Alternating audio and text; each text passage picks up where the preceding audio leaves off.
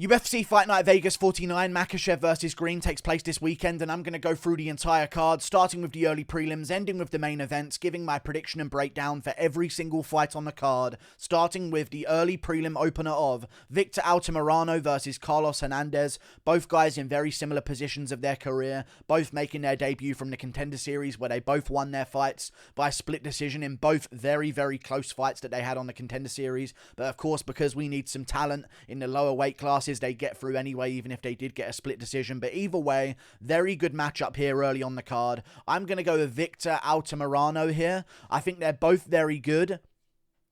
Both very technical. They're flyweight prospects. Of course, they're going to be somewhat technical because the lower weight classes typically are. I think Victor Altimirano showed a lot more of a dog in him than Carlos Hernandez did. And I think that toughness and durability and just savage mindset is what's going to be the difference in some of these close fights. Also, Victor Altimirano had a much tougher road to get to the Contender Series as well. He fought much better competition levels in general. If you look at the two records, you can see that Carlos Hernandez hasn't fought quite the level of experienced and decent opponents that Victor Altimirano has. And Altimirano is just very good, very savage, very good body kicks, good body work in general, good investment shots, and just seems very, very tough. And I think in these close fights where they're both very technically sound, the experience of Altimirano is going to be good, and also just the inner savage that he has that I think is over that of Carlos Hernandez, I think is going to tip it in his favor. So I'm going to go with Victor Altimirano in his debut to win straight away on the card. Moving on, and I'll say by decision as well. Moving on up the card, Ramiz Brahimaj versus Michael Gillmore. Well, he's not going to be a happy Gillmore, I'll be honest with you, because I'm going to go with Ramiz Brahimaj. By first round rear naked choke, I think this is a pretty straightforward prediction to make. Michael Gillmore shouldn't be in the UFC. He has a terrible record. He lost to Gilbert Urbina on the Ultimate Fighter, lost to Andre Petrosyan, I believe, in his next fight as well, and Ramiz Brahimaj has got good grappling himself, so I think if Andre Petrosyan, who isn't the most technically sound guy, but is capable at grappling, can just out-grapple you, and even Gilbert Urbina can submit you on the Ultimate Fighter with ease in the first round by rear naked choke, and even every other loss of his career has been by submission early on into the fight. So I think Ramiz Brahimaj has got a perfect style matchup here to go out there, get the job done with a nice double leg early on, and then take the back and choke out Michael Gillmore in the first round. Ramiz Brahimaj turning right back around after his loss to Court McGee. Doesn't like that he lost that fight. He didn't take too much damage in that fight, but he did get out grappled in certain moments and out hustled and out veteraned in that fight against Court McGee. So he's turning right back around, no breaks, getting right back in there. I think he's going to be good, and I think he's going to get a first round finish, and I think he's going to be more switched on in the first round because of his activity as well. So I'm going to go with Brahimaj, first round rear naked choke. Gillmore's going to get done for. Moving on up the card, Alejandro Perez versus Jonathan Martinez. Again, I think a pretty straightforward prediction here. Jonathan Martinez, I think, is going to get this one done. Alejandro Perez has got good grappling. He's a bit of an older guy himself. He has got good grappling, and he's got some interesting submissions that he could go for. I think he ended up with like a, I don't even know what he went for, like a scarf hold armbar position, like a straight arm lock or something like that against Johnny Eduardo, who is, you know, a 40-year-old man that was in there against Alejandro Perez. So I'm going to take that win with a pinch of salt. Jonathan Martinez beat Lizvishvili, or whatever his name was, that was coming up as well. He was a good grappler and a good prospect in his own right, and Jonathan Martinez stuffed all of the takedowns in that fight and just outstruck him on the feet for 3 straight rounds. First round close, second round he picked it up even more, third round was a bit more dominant for him. But Alejandro Perez, grappler, terrible on the feet in my opinion. Even against Johnny Eduardo, he showed really, really bad understanding of rage control on the feet. Range control, not rage control. Range control on the feet wasn't a good thing for him, and he kept getting clipped with big shots by Johnny Eduardo. And arguably could have been losing that first round, right? I thought he lost that first round against Johnny Eduardo, eventually got the takedown in the second and got his submission off. But I think Jonathan Martinez, better than Johnny Eduardo on the feet, and also bit younger, bit more physical, showed great takedown defense improvements in his last fight. I'm going to bet he stuffs the takedowns and beats up Perez and maybe finishes him in the third round or something like that. Moving on up the card, Jinyu Frey versus Hannah Goldy. I'm going to go with Hannah Goldy here. She's a bit bigger than Jinyu Frey, and I think that's going to come into it here. There's going to be a lot of physicality going on in this fight. I don't see either girl wanting to keep it at range for too long. Jinyu Frey's more experienced. I guess you could say Hannah Goldy hasn't had the best career so far, but she had a good performance last time, I guess, with a quick submission. But also lost to Diana Belbita by decision, but had a very close fight there. Had her moments where she ended up on top and landed some good shots at the end of round 3. But again, I'm going to go with Hannah Goldy here. I think there's going to be some positions in this fight, and I think this is going to be a clinch fest. Jinyu Frey keeps getting into these kind of scraps. Sometimes she's at range, but I think this one's going to be very physical against a cage, in the grappling, over-under positions, stuff like that. And I think in those positions, Hannah Goldy has a really good chance to get the upset here because she's very weirdly strong for that division. I'm not saying she's on HGH, but there's a solid chance that she's on HGH because you shouldn't look like that as a female. So I'm going to go with Hannah Goldy being a bit more physical in the dominant positions and just taking full mount at the end of some of the rounds, landing good shots there, both being pretty even on the feet other than that. And I'm going to trust in Hannah Goldy to take out the experienced veteran in Jinyu Frey here. Moving on up the card, Terrance McKinney versus Ziam. I'm going to go with Terrance McKinney. I believe the odds actually have McKinney as an underdog, but Tapology here has 77% picking Terrance McKinney, which is interesting. I'm going with Terrance McKinney as well here. I don't know why he's an underdog.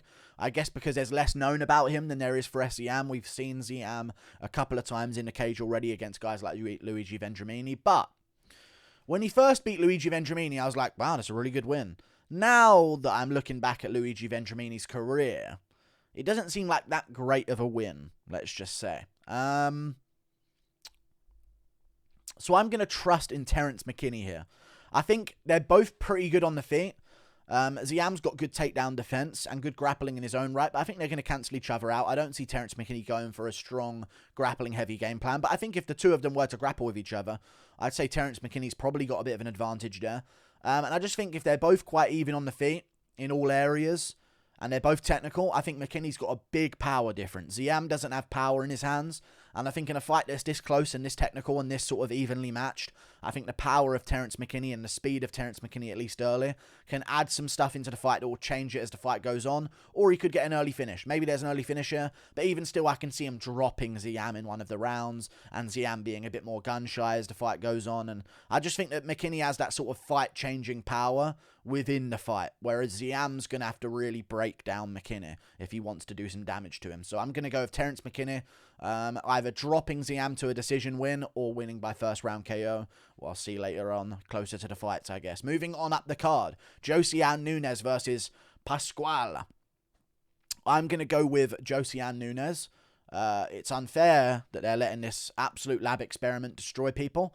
In the women's divisions, she is monstrous. I didn't think she was going to beat B. Malecki because B. Malecki is fucking gigantic, and I thought there's no way that she's going to be able to just outmuscle B. Malecki, but no, she did just that, outmuscled her, landed big shots, put her away in the first round, and before that fight, I was questioning maybe picking her, but B. Malecki was so big, I was like, I don't know, size does mean quite a bit in the women's divisions of MMA, maybe if she ends up in half guard, it's all over for Josiane, or, you know what I'm saying, but I feel like Josiane Nunes, if you go back and watch some of her regional fights, she's got KO power, man. She's putting bitches out cold.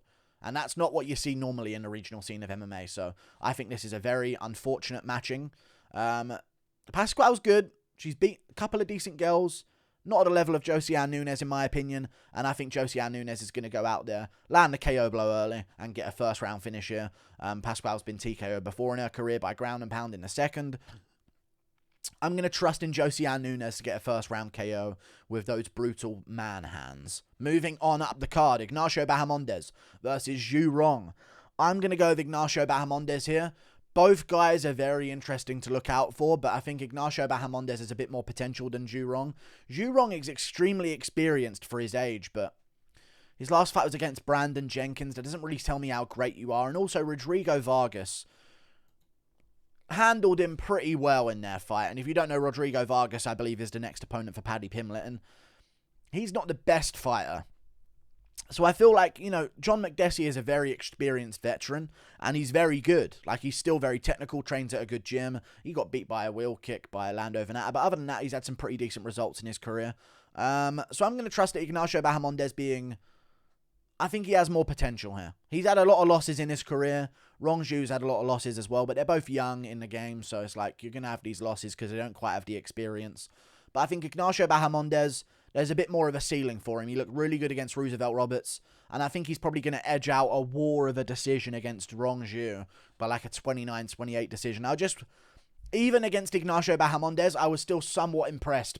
Even against John McDessie, who I believe is better than Rodrigo Vargas, I was still somewhat impressed by Ignacio Bahamondes. He was doing really good in that fight. He just kept getting cracked with a jab and like wobbled early on in that fight, but he showed he can tough down and get through it and stuff. But Rong, I just wasn't impressed by that Rodrigo Vargas performance. And, you know, it was his debut. He's young. I get it, but I feel like Ignacio Bahamondes has more to offer than Rong. And I think he's going to put the pressure on. Lose the first round maybe, but come back in the second and third with pacing and get the job done there and take Rong into deep waters and beat him there. So I'm going to go with Ignacio Bahamondes, 29-28 based on the last 2 rounds. Moving on up the card, Gregory Rodrigues versus Arman Petrosyan. I'm going to go with...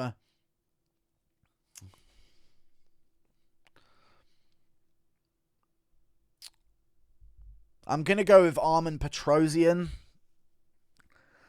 I think I can see it getting messy, and I can see Rodrigues getting beaten because it got messy in some like wild exchange. That's how I'm really kind of seeing this fight going down, because Gregory Rodrigues is very good. He's fought some good opponents, but in those fights, he's had some bad moments. Like Jordan Williams was able to put it on him early and put him away in the first round, and that was quite a worrying sign in terms of like how good his chin is and stuff like that. But he's been doing good recently. He's been improving his grappling and using it to win fights. Like in the last fight that he had the back at certain points in the first round and had some dominant positions. But of course, the Iron Turtle managed to fight his way out of those positions, end up back on his feet. And honestly, the Iron Turtle was landing some really good shots on Gregory Rodrigues in the second round, looking like he was actually about to turn it all around. Like, Rodrigues genuinely looked completely gassed out in the second round, like he was done.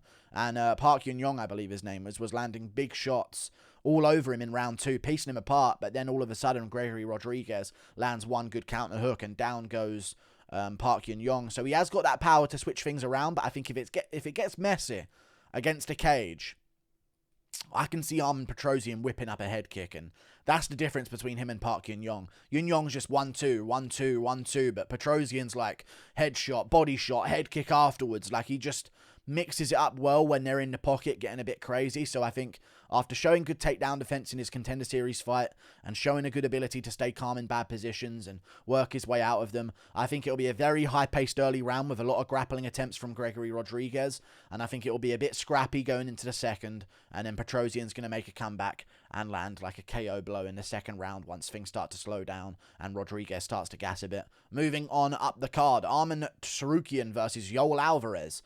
I'm going to go with Yoel Alvarez here over Arman Tsarukyan. I've been big on Arman Tsarukyan since his debut. I actually picked Arman Tsarukyan to beat Islam Makhachev in his debut, and I'll hold that till the rest of the time. I knew this guy was going to be good, but I just don't think he's going to beat Yoel Alvarez. I think it's just a matter of they're both equally really good prospects. Like, Arman Tsarukyan had his losses, of course, to Islam Makhachev, and that's kind of it, right? You beat Davy Ramos, very good performance there. Had a good performance against... But it's Christos Giagos, so, like, how much do I put into that? First round KO over Christos Giagos, very, very good performance. I understand Arman Tsarukyan, but I'm going to go with the big boy, Yoel Alvarez, and honestly, I wouldn't be surprised if he misses weight again. He could just miss weight again and then have a big advantage and then win because of it. That's part of the prediction. I really think this is a close 50-50. I'm leaning 51% Yoel Alvarez. I think he's got more immediately damaging shots. I think Arman Tsarukyan has to be more perfect in this fight than Yoel Alvarez does. Arman Tsarukyan can land those hooks over the top. I think Yoel Alvarez did get caught a couple of times by Thiago Moises early, but I'll argue that he also showed a really good chin for a guy who cuts a lot of weight and took those shots well and then went straight back to beating the ass of Thiago Moises in the first round, a guy who took Makhachev to the fourth. Like, I think this guy's a real threat in that division. And I think he's more immediately dangerous than Arman. I think Arman's, if he's going to win, he either gets a random KO early, which I don't see happening, but he'll probably win by decision. You know what I mean? Like, he'll stop where on the Yoel Alvarez, win the second round, win the third round, using his grappling, something like that. But I think in between this fight, Yoel Alvarez has the power difference. He's got massive range over him as well. He's much bigger in general, so I think he's going to have like a 5 to 10 pound weight advantage here, which is so dumb, and I hate the fact that that's a part of the prediction. Fuck Yoel Alvarez, the weight bullying prick. He better make weight, or that's it. I think he's done at lightweight, and that'll be horrible because he would ruin a prospect if he wins. But I'm going to go with Yoel Alvarez here. Dangerous with elbows as well when they're covering up against a cage. If Arman shoots a bad takedown, he's got guillotines out of nowhere that he can latch up and get quick subs with. Got one over Joe Duffy. Has others in his career as well. He's only lost to Damir Ismagulov so far in the UFC, who's a very, very good guy in himself. And Damir Ismagulov's beat a bunch of people and fought a bunch of good people in his career. On a win streak right now, I believe he just came back and did quite well in his first fight back, Rafael Alvarez or something. So, Yoel Alvarez, very good prospect. I'm going to pick him to be a bit too much for Arman Tsarukyan early and either get a first round TKO or get like a guillotine after rocking Tsarukyan on the feet, and then Tsarukyan shoots a bad takedown, gets guillotined. And also out of the two of them, Arman does things very technically, he kicks a lot, but Yoel Alvarez will shin to shin smash you straight into the calf. Like, there's just too much impactful, immediately damaging shots from Yoel Alvarez. Whereas Arman's got to pick him apart and maybe catch him in the first, but probably win by decision. I think Yoel Alvarez has more chances to just finish it outright. So I think I'm going to go with Yoel Alvarez here. Massive guy, and the reach. And he's just got so much physical attributes over all of his opponents at lightweight. He's like James Vick with a chin, but like not shit like James Vick, essentially. Moving on to another fight up the card. Priscila Chachoeira versus Yeon Kim. I'm going to go with Kim. I think she's better than Priscila Chachoeira. She had a very, very close fight with Molly McCann. So did Priscila Chachoeira, but Molly McCann was a bit more clear in her win over Priscila Chachoeira. I know it's different times, but you've got to kind of use whatever evidence you can in women's MMA. Yeon Kim had a very close fight with Molly McCann, in all honesty. An extremely close fight. Molly McCann kind of won it because she did more damage towards the end of the round and had the moments where she's screaming in her face. But Yeon Kim landed all of her good shots in that fight that they had with each other. Made it a very close fight as well. So I'm going to go with Yeon Kim here. Plus, she's got, I believe, a really long reach advantage. I think she has a 72-inch reach to Priscila Chachoeira's 67 or 66. So I think she's going to have a massive reach advantage out there. And I do see this taking place on the feet as well. I think both of them have good enough counter-grappling and not strong enough offensive grappling to both be able to keep it standing and sort of neutralize each other's grappling. So if it's on the feet, I'm going to trust in the reach advantage. Kim showed great cardio as well in her fight, so I'm going to go with her winning this one by 30-27, unanimous decision. Every round's reasonably competitive, but maybe Kim starts to pull ahead as the rounds go on. So I'm going to go with Yeon Kim 30-27 decision. Moving on up the card, Misha Cirkunov versus Wellington Turman. I'm going to go with Misha Cirkunov here. He's a very good grappler himself, and I think Wellington Turman just hasn't really impressed me. Like, he's had some moments where he's done well in the grappling department of fights, but I mean, even with 2-point deductions, he did beat Sam Alvey, and that is somehow a good win nowadays. But I'm going to go with Misha Cirkunov. I think he's a bit too physical for Wellington Turman. We've seen big guys be able to get down Wellington Turman, like even Bruno Silva got him down pretty easily in the first round, KO'd him. He's been KO'd a lot of times in his career. Same with Misha Cirkunov, but against much bigger people. You walk into a flying knee against Johnny Walker, shit's going to happen, you know what I mean? But I'm going to go with Misha Cirkunov. I don't think either guy is going to be too great on the feet. And I think in a grappling exchange, Cirkunov kind of got the better of the Jotko fight in the grappling, but Jotko kind of poked at him enough with the strikes to win that one. But Cirkunov's got really strong grappling. I think he'll end up in dominant positions here. And I think Wellington Turman's just going to be a bit too small to keep him off in certain positions. So I'm going to go with like a Misha Cirkunov arm triangle submission in round 2 or something like that. I just think he's a bit better than Wellington Turman. Turman's got a lot of experience for a young guy, and maybe he can develop. He's still not towards his 30s, I don't believe. I think he's like 28, 29. But I think Cirkunov's experienced. He's massive for the division. He's very physical. And I think in a close grappling encounter that they have, that physicality and strength is going to tip it in Cirkunov's favor. And I think he'll get a sub in the second round with arm triangle. Moving on, Islam Makhachev versus Bobby Green. Now, let's be sensible here. Should Makhachev be an 8-1 favorite? No, he fucking shouldn't. Why is Makhachev a 3-1 favorite? I have no idea at all whatsoever. No idea why. Genuinely no idea why he's a 8-1 favorite. He should be, in my opinion, a 3-1, 4-1, but the odds are crazy nowadays. Bobby Green has got a solid chance of doing something here. If he can get damage on Makhachev, listen, when you're a guy like Makhachev, you've never felt a black eye swelling up in the middle of a fight. You know what I mean? You've never had that fight where someone stings you with a couple of good jabs in the eye, and that eye's shut now. have fun grappling with one eye against Bobby Green. You know what I mean? Like, a couple of calf kicks. Oh, Makhachev took a funny step. MMA is so not the sport to have 8-1 favourites. It's ridiculous. But I do believe Makhachev's going to win here. Bobby Green's got really good counter grappling, but we have seen people out grapple him before and be able to win positional battles against him, like Clay Guida and even Francisco Trinaldo in certain moments of their fight. And I do believe that Makhachev is levels above those guys in terms of his grappling. I think he's way bigger than those guys as well, so he's going to be a much more physically imposing guy in those grappling situations. He's also quite tall, despite being a thick guy for the division. Like, he's a massive guy. Another guy like Yoel Alvarez, but he can make weight, I guess. But even this one's a catch weight, so that's beneficial for Makhachev, in my opinion. I know Bobby Green is probably good for him so he can turn around and not have to drain down to 155 twice in a row, but for Makhachev, that extra 5 pounds is holy for him. That last 5 pounds is probably the torture part, where he makes his weight. But that 5 pounds being removed, he's probably blessing himself right now. No torturous part of his weight cut. Just do a decent weight cut for himself. We might see the best Makhachev at this weight class, in all honesty. Like, I think he's a big guy anyway, and probably would do good in a 165-pound division. 160 for Makhachev at 155-pound shape. All the Makhachev that you see at 155, but without those last 5 torturous pounds of weight cut. I think his chin's going to be better. His conditioning's going to be better. I think, he's been training for a 5-round fight. I'm sure Bobby Green stuffed his face with some good food after his last win that he got, because he got a nice tasty amount of money for that one. So I'm going to go with Islam Makhachev here.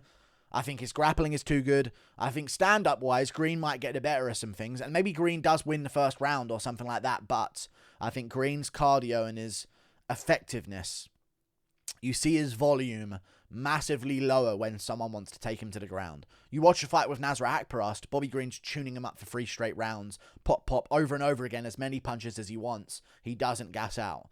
Against Trinaldo, against Moises, you see this much lower output and much more hesitant style from Bobby Green. He doesn't throw power punches. He doesn't throw too much volume either. He tries to pick his shots and play it safe. And I think you need power punches here. You need a lot of volume here. And when you don't do that against other grapplers that have wanted to take you down before, I think we're going to see a hesitant Bobby Green who's trying to throw certain shots and throw little punches on Makhachev as he's clinching up with him against the cage. And I think maybe he might win the first, but then I can see Makhachev coming back, maybe winning the first himself, winning the second definitely, out-grappling Green, ending up in a half-guard position where it's all about jiu-jitsu and not so much about wrestling anymore. And I can see Bobby Green giving up his back at the 3rd or the 2nd round. I'm going to go the 3rd round rear naked choke for Islam Makhachev over Bobby Green. Slows him down a little bit with the grappling against the cage, makes Bobby Green work defensively, and it starts to slow him down. And then Makhachev's going to take advantage of a bad scramble from Bobby Green, trying to get back up to his feet. Makhachev takes the back against the cage, puts in the rear naked choke, and I think he's going to get it that way. So I'm going to say 3rd round rear naked for Islam Makhachev over Bobby Green.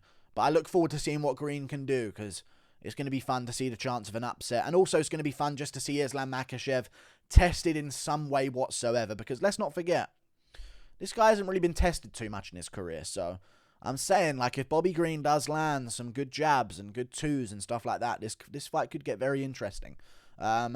But the problem is with this, and I made a video about this before, does Islam Makhachev get a title shot for winning this? Because this is not a title elimination bout. Bobby Green is not ranked. He probably will be ranked in a couple of days, randomly and magically, put at number 15, just for this matchup. But he's not ranked. Like, he did beat Thiago Moises, in my opinion, but this is not a title elimination bout, in my opinion. So, in my opinion, even if Makhachev wins this, they should really look to rebook that Dariush fight and say, hey, Dariush, when are you going to be healthy again? Give me 2 months after the fight, something like that, so they can come back around maybe in a May fight night or a June fight night or something like that. But I just don't want to see Makhachev get a title shot off of beating Dan Hooker on 1 week's notice, Bobby Green on 1 week's notice, and then before that, Thiago Moises, who isn't even ranked right now. But Gaethje's getting a title shot on a 1-fight win streak, so lightweight's just kind of shit right now in terms of getting people to title shots. We're very good at lightweight at getting people to the top 10. It's just because of all the star power at the top, and, normally Poirier would be fighting Makhachev, and that would be the title elimination bout. Because of all the star power, McGregor's never going to welcome in a young blood guy, and Poirier's never going to welcome in a young blood guy, so you kind of got this barrier of people not being able to get the right names to earn their shots. But, you know, all good. Looking forward to this matchup. Makhachev versus Green. Amazing fight. Green's got a good chance of getting the upset, but I would bet on Makhachev by third round rear naked choke submission. But Green's going to look good out there. He's probably going to stuff a couple of takedowns early, make Makhachev work for him against a cage. But I just think Makhachev's physicality and also not having to drain that much weight is going to make him the best we've seen him and keep his conditioning good. But there's a part of me that kind of wants Bobby Green to win just for the banter. But no, Makhachev to win. I guess get a title shot next. And then we'll see what happens in Oliveira versus Gaethje at lightweight. But those are the fights on the card. In terms of underdogs, I believe I picked Yoel Alvarez is an underdog. Petrosyan is an underdog. I even believe Terrance McKinney is an underdog, which is ridiculous. 77% of people are picking him. He's an underdog. And then I picked Hannah Goldy as an underdog as well. And I believe Victor Altimirano, who is an underdog, but has 82% of the vote. Is he an underdog?